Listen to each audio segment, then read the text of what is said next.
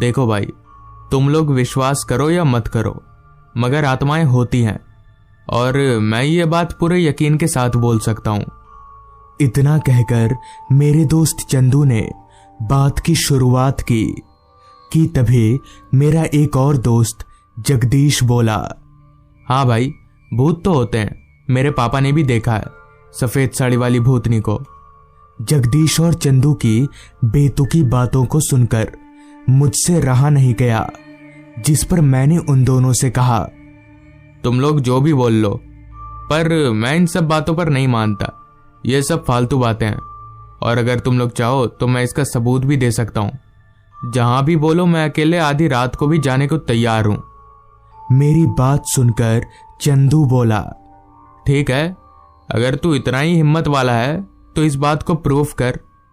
तू तो जानता है हमारे गांव के शमशान में एक छोटा सा इमली का पेड़ है जो कभी बढ़ता नहीं है, क्योंकि उस पेड़ पर एक शैतान का कब्जा है। तू आज रात शमशान में जाकर उस पेड़ की एक डाली को काट कर ला, हम मान जाएंगे कि तू हिम्मत वाला है, और हम भूत प्रेत पर विश्वास करना भी छोड़ देंगे। मेरे दोस्त के मन से डर निकालने का ये सबसे अच्छा मौका था, जिस वजह से मैं बिना किसी अगर मगर के ये काम करने के लिए तैयार हो गया और फिर अपने घर चला आया। मैंने घर पर इस बारे में किसी को भी कुछ नहीं बताया, क्योंकि अगर मैं बताता तो मुझे जाने नहीं देते। कुछ ही घंटों में रात हो गई, जिसके साथ ही मैं छिपते छिपाते अपने घर से निकलकर उस शमशान की ओर चल पड़ा। हमारे गांव से वो शमशान थोड़ी ही दूरी पर था, तो 15-20 मिनट पैदल चलकर मैं वहां आराम से पहुंच जाऊंगा। रास्ता खेतों के बीच से होकर था, इसलिए रास्ते पर एक भी स्ट्रीट लाइट नहीं थी। हालांकि मैं टॉर्च लेकर आया था, जिस वजह से मुझे कुछ खासा दिक्कत भी नहीं हो रही थी। कुछ दूर चलने के बाद अब मैं शमशान के काफी नजदीक था। हालांकि मैं डरता नहीं था, मगर पता नहीं क्यों उस माहौल में बीच बीच में मेरा बदन सिहर जा रहा था। अब ऐसा डर की वजह से हो रहा था या कोई और बात थी, ये नहीं पता। खैर, कुछ ही देर में मैं उस शमशान में पहुंचा। वो शमशान ज्यादा बड़ा नहीं था। मैं ज्यादा वक्त ना लेते हुए तुरंत उस इमली के पेड़ को ढूंढने लगा, जिसके बारे में चंदू ने बताया था। अभी मैं चारों तरफ टॉर्च घुमा ही रहा था कि तभी मेरी टॉर्च की लाइट एक बहुत ही छोटे इमली के पेड़ पर गई। अमूमन इमली के पेड़ इतने छोटे नहीं होते।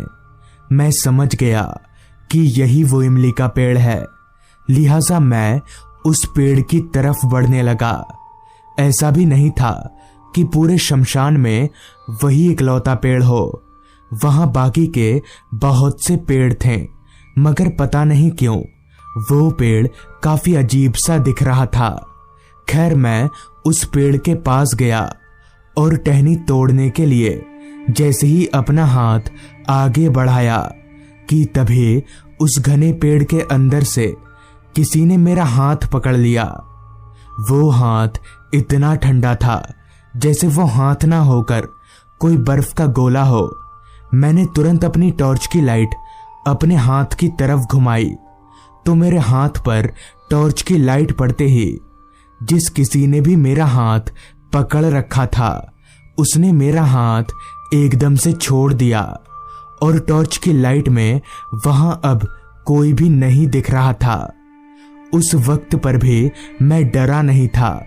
मुझे लगा शायद ये मेरे मन का वहम होगा। ये सोचकर मैंने जैसे तैसे करके जल्दी से एक टहनी तोड़ा और वहां से निकलने लगा। वहां से निकलते वक्त मैं काफी खुश था, मगर मुझे कहां पता था कि मेरी खुशी डर में बदलने वाली है। खैर, मैं शमशान से बाहर निकलकर अपने घर की तरफ जाने लगा। अब मेरे एक हाथ में बैटरी टॉर्च और दूसरे में वो टहनी थी। आसपास का माहौल देखकर ये लग रहा था कि अब रात काफी हो चुकी है। अभी मैं खुशी खुशी आगे बढ़ ही रहा था कि तभी किसी पत्थर से ठेस लगने की वजह से मैं औंधे मुंह जमीन पर जा गिरा। जमीन पर गिरते ही मेरे हाथ से वो टहनी छूट गई। मुझे बहुत जोर से चोट लगी, मगर फिर भी मैं किसी तरह से उठकर बैठा और अपने हाथ पैर सहलाने लगा। कपड़े झाड़कर मैं जैसे ही उस टहनी को उठाने के लिए उस ओर मुड़ा तो मेरे रगों में दौड़ता खून पानी सा हो गया, क्योंकि वहां अब कोई टहनी नहीं बल्कि एक कलाई तक कटा हुआ हाथ था। मगर ये कैसे हो सकता है? आखिर एक टहनी कटे हुए हाथ में कैसे बदल सकती है? मुझे अपनी आंखों पर विश्वास नहीं हो रहा था।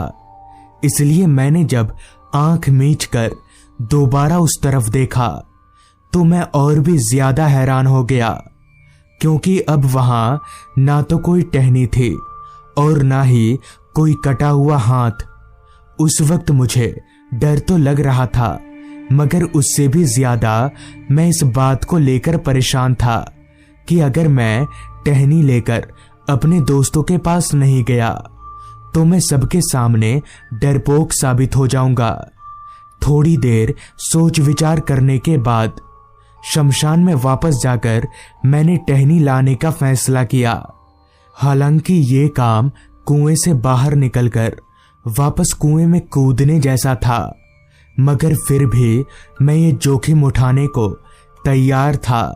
लिहाजा मैं वापस से शमशान की ओर जाने लगा। मैं जिस जगह पर था वहां से शमशान ज्यादा दूर नहीं था, तो मैं जल्दी ही शमशान पहुंच गया।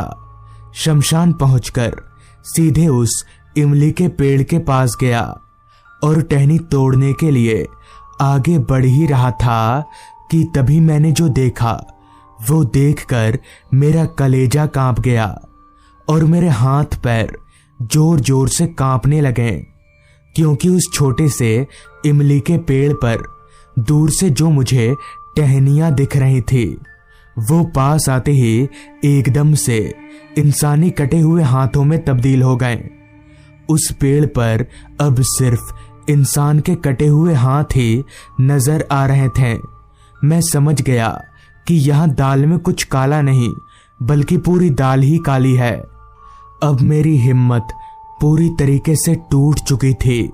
मैं वहां से भागने के लिए तुरंत पीछे मुड़ा और पीछे मुड़कर जैसे ही वहां से भागना चाहा कि तभी मैं धड़ाम से जमीन पर जा गिरा, क्योंकि मुझे ऐसा महसूस हुआ जैसे किसी ने पीछे से मेरे दोनों पैरों को पकड़कर रखा हो। हालांकि मैं पीछे मुड़कर देख नहीं पा रहा था, मगर मैं अपने दोनों पैरों पर किसी के हाथों को साफ तौर पर महसूस कर पा रहा था। इससे पहले कि मैं उठने की कोशिश करता, जमीन से दो और हाथों ने निकलकर मेरे दोनों हाथों को पकड़ लिया। अब मैं पूरी तरह से बेबस और लाचार था, क्योंकि अब मेरे दोनों हाथ पैर मेरे बस में नहीं थे। वो हाथ जिसने जमीन से निकलकर मेरा हाथ पकड़ा था वो पूरा जला हुआ था। अब मैं अपने बचने की उम्मीद लगभग खो चुका था। एक बार को तो मैंने सोचा कि चिल्लाता हूं, मगर फिर ये सोचकर रुक गया कि उसका कोई फायदा नहीं होगा। यहां आसपास तो कोई घर ही नहीं है। अभी मैं वहां पर छटपटा ही रहा था कि तभी मुझे सामने की तरफ से मेरी ओर कोई आता हुआ दिखा। वो जब मेरे करीब आया तो मेरे होश फाख्ता हो गए, क्योंकि उस आदमी का चेहरा पूरा जला हुआ था। डर और घबराहट मुझ पर इस कदर हावी हो गया था कि मेरी आंखों के सामने सब कुछ काला काला सा होने लगा था। मगर बेहोश होने से पहले मैंने इतना सुना कि उस आदमी ने ये कहा, तुम्हारी हिम्मत की दाद देनी पड़ेगी। और फिर मैं बेहोश हो गया। अगली सुबह जब मेरी आंख खुली तो मैं शमशान में ही पड़ा हुआ था उस रात मेरी जान तो बच गई, मगर उस पिशाच ने मुझे क्यों छोड़ दिया ये आज तक कोई बता नहीं पाया। तो दोस्तों, ये थी आज की कहानी। मैं एक छोटा मोटा फोटोग्राफर हूं। तस्वीरें खींचना मुझे काफी पसंद है। जिंदगी में तो नहीं, तस्वीरों से ही अपनी खुशी ढूंढ लेता हूं। इसलिए मैं आए दिन जगह जगह तस्वीर खींचने जाता रहता हूं। इस बार भी तस्वीर खींचने के लिए ही सितारापुर जा रहा हूं। सुना है वहां काफी सुंदर सुंदर पहाड़ और वादियां हैं। बस की खिड़की वाली सीट पर बैठे बैठे मैं ये सब देख रहा था, क्योंकि बस अब लगभग सितारापुर के करीब पहुंच चुकी थी। दोपहर का समय था और ठंड का मौसम। उस ठंड में धूप लोगों को एक नई जिंदगी दे रही थी। करीब और 5 मिनट के बाद बस सितारापुर पहुंची। मैं बस से नीचे उतरा और कोई ऑटो रिक्शा ढूंढने लगा, क्योंकि मेरी मंजिल ये नहीं थी। तभी मुझे वहीं पास ही में 2-4 ऑटो वाले खड़े नजर आए। मैंने उन लोगों को पहाड़वन जाने के लिए कहा, मगर उनमें से कोई भी पहाड़वान जाने को तैयार नहीं था। आखिरकार एक ऑटो वाला राजी हुआ, मगर वो भी 2 गुना भाड़े में। उसका कहना था, साहब उधर कोई सवारी नहीं मिलती, आपको छोड़कर ऑटो खाली ही आएगी तो क्या फायदा। अंत में मुझे उसकी बात माननी ही पड़ी, क्योंकि मेरे पास और कोई चारा जो नहीं था। जिसके बाद ऑटो मुझे लिए चल पड़ी पहाड़वन की ओर। दोपहर के लगभग 3-3:30 बज रहे होंगे। ऑटो अपनी पूरी रफ्तार से अपनी मंजिल की तरफ आगे बढ़े जा रही थी कि तभी ऑटो वाले ने मुझसे पूछा, किसी काम से जा रहे हैं पहाड़वान? इस पर मैंने कहा, जी काम से ही समझ लीजिए। फिर ऑटो वाला बोला, रहने के लिए होटल बुक कर लिया आपने? तो मैंने कहा, नहीं अभी जाकर देखूंगा। क्यों? तो इस पर ऑटो वाला बोला, साहब उधर ज्यादा होटल नहीं है, जो एक आध है वो भी अभी सीजन के टाइम पर भरे पड़े रहते हैं। होटल मिलना बहुत मुश्किल है वहां पर। कुछ ही देर में रिक्शा अपनी मंजिल यानी पहाड़वन पहुंच गई। रिक्शे वाले ने मुझसे भाड़ा लिया और वापस चला गया। तब घड़ी में समय हो रहा था शाम के 4 बजे का। वहीं पास ही में 2-4 होटल नजर आ रहे थे, तो मैं उनमें कमरा मिलने की आशा लगाकर अंदर चला गया। मगर जैसा ऑटो वाले ने कहा था ठीक वैसा ही हुआ। सारे के सारे कमरे पहले से ही बुक थे। बाकी होटलों का भी यही हाल था। थक हार कर होटल की तलाश में चलते चलते मैं काफी दूर निकल आया था, जहां पक्की सड़क खत्म और कच्चा रास्ता शुरू होता था। वहीं पास ही में एक बैठने का बेंच लगा हुआ था, लिहाजा मैं थक कर उसी बेंच पर बैठ गया। मुझे समझ नहीं आ रहा था कि अब क्या करूं। अगर रहने के लिए कोई जगह ना मिली तो मैं क्या करूंगा। मेरा काम 1-2 दिन का है भी नहीं, करीब हफ्ता भर लग जाएंगे। अभी मैं ये सब सोच ही रहा था कि तभी मेरी नजर कच्चा रास्ता से सीधे थोड़ा जंगल वाली जगह पर एक बड़े से 2 मंजिला इमारत पर गई। पता नहीं क्यों मेरा ध्यान उस घर की तरफ आकर्षित हो रहा था। मैं अपनी जगह से उठा और चलते हुए उस इमारत की तरफ जाने लगा। चलते चलते मैं जब उस इमारत के पास पहुंचा तो पाया कि वो कोई घर नहीं बल्कि एक होटल है। दरवाजे पर होटल का बोर्ड लगा हुआ था। मेरी आंखें चमक गई। बस यहाँ एक कमरा मिल जाए, ये सोचकर मैं उस होटल के दरवाजे की तरफ जाने लगा। हालांकि होटल थोड़ा पुराना जरूर था, पर अब कुछ किया भी तो नहीं जा सकता। यही सोचकर मैं होटल के अंदर दाखिल हो गया। होटल के अंदर मुझे कहीं पर भी कोई आदमी नजर नहीं आ रहा था। पूरा का पूरा फ्लोर एकदम खाली पड़ा था। रिसेप्शन पर भी कोई आदमी नजर नहीं आ रहा था। तभी मैंने जोर से आवाज लगाया, कोई है यहाँ पर?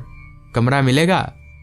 आवाज लगाकर मैं अभी इधर उधर देख ही रहा था कि तभी रिसेप्शन पर एक बूढ़ा आदमी बोला, जी कमरा मिलेगा, आइए। पर अभी थोड़ी देर पहले तक तो वहां पर कोई नहीं था, फिर ये कहां से आ गया? खैर, मुझे कमरा मिल गया, वही बड़ी बात है। जिसके बाद मैं उस बूढ़े आदमी के साथ साथ जाने लगा। तभी मैंने उस बुजुर्ग आदमी से पूछा, चाचा यहाँ खाना तो मिल जाएगा ना? तो इस पर चाचा ने कहा, खाना नहीं मिलेगा, खाना आपको बाहर से खाना होगा। यहाँ से थोड़ा आगे जाकर जंगल पार करिएगा तो आपको छोटा बाजार मिल जाएगा, वहीं खाना भी मिलेगा। चलते चलते चाचा एक कमरे के पास जाकर रुक गए।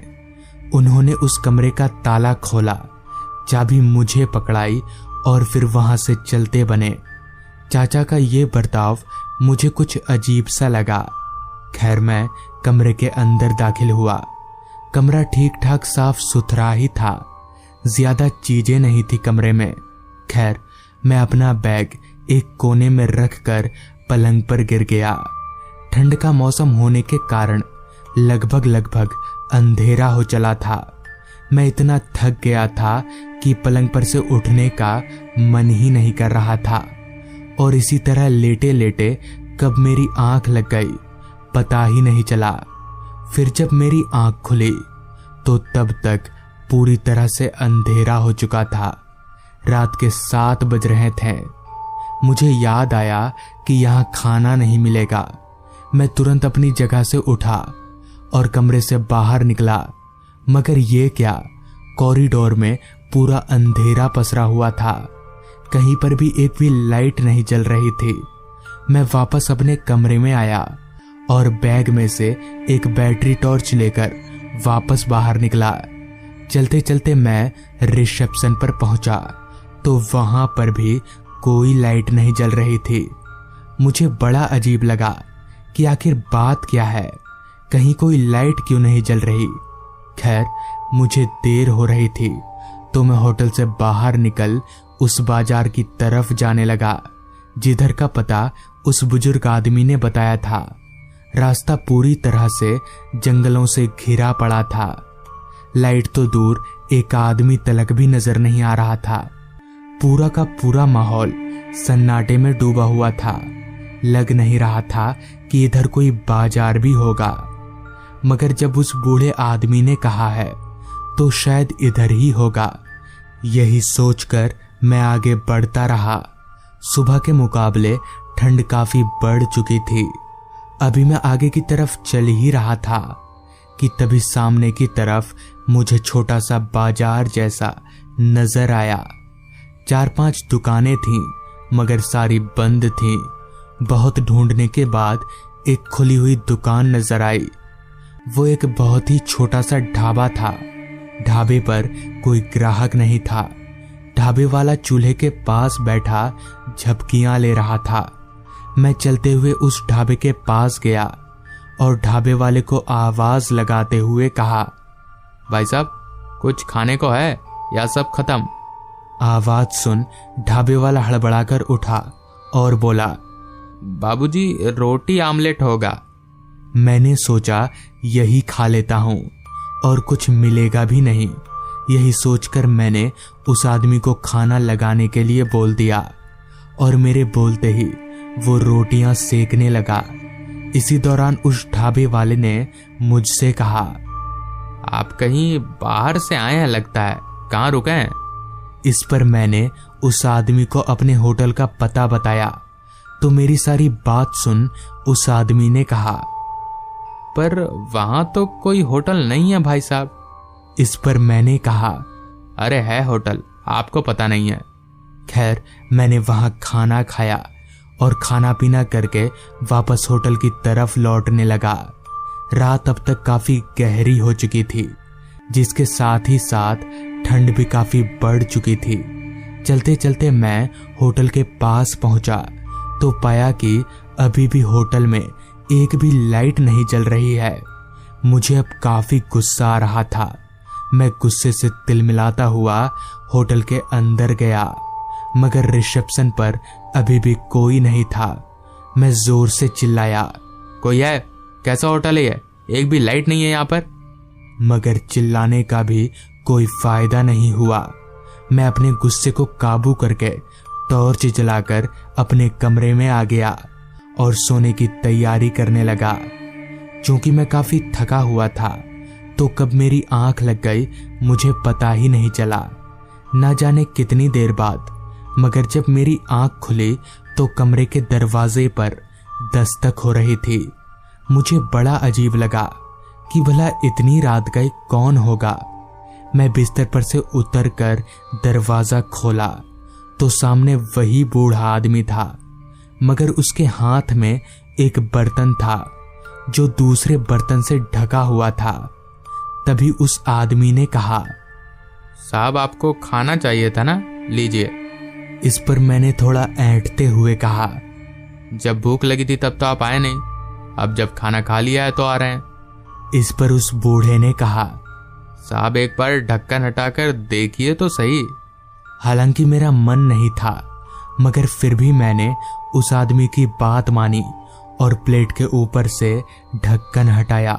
तो ढक्कन हटाते ही मैंने जो देखा वो देखकर मेरे होश उड़ गए। मेरी सांसें तेजी से ऊपर नीचे होने लगी। दरअसल उस प्लेट में एक कटा हुआ सर था, और वो सर किसी और का नहीं बल्कि मेरा ही था। मगर ऐसा कैसे हो सकता है? मैं समझ गया कि जरूर ये कोई भूतिया मामला है। मैंने जोर से उस बुजुर्ग आदमी को धक्का दिया और जैसे तैसे वहां से भाग निकला। बाद में मुझे पता चला कि दरअसल वो होटल कब का बंद हो चुका है। असल में उस होटल में एक बार आग लग गई थी, तब से वहां ऐसा सब होता ही रहता है। तो दोस्तों, ये थी आज की कहानी।